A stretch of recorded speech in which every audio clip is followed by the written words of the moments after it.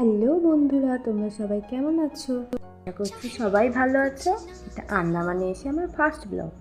তোমরা দেখতেই পাচ্ছ আমি কোথাও বেরোচ্ছি। কয়েকদিন থেকে প্রচণ্ড বৃষ্টিপাত হওয়ার কারণে আমি বেরোতে পারছিলাম না।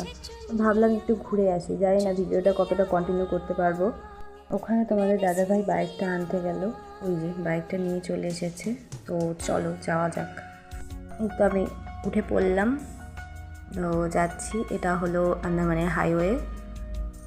এই যে দেখো আকাশের অবস্থা খুবই খারাপ, কখন বৃষ্টি না পড়বে কোনো ঠিক নেই। তবুও আজকে আমরা যাচ্ছি। আজকে ঠিক করেছি ভিজে তারপর বাড়িতে ঢুকবো।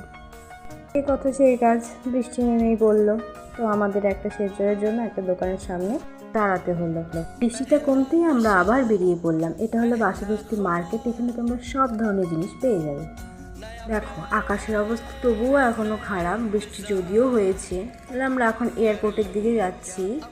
তো এই দেখো এয়ারপোর্ট, মাঝখানে আমরা একটা গাড়ির শোরুমে ঢুকেছিলাম, সেটা তোমাদের দেখানো হয়নি। এর ফলে এসে বের হয়ে দেখি আরও বেশি বৃষ্টি নেমে পড়েছে। সামনে সবজির দোকান দেখতে পেলাম, তাই নেমে গিয়ে ভাবলাম কিছু সবজি নিয়ে নিই।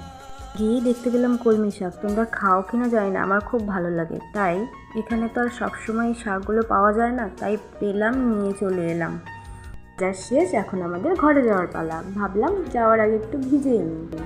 আজকের মতো ব্লগ এখানেই শেষ, দেখা হবে নেক্সট ব্লগে। টাটা।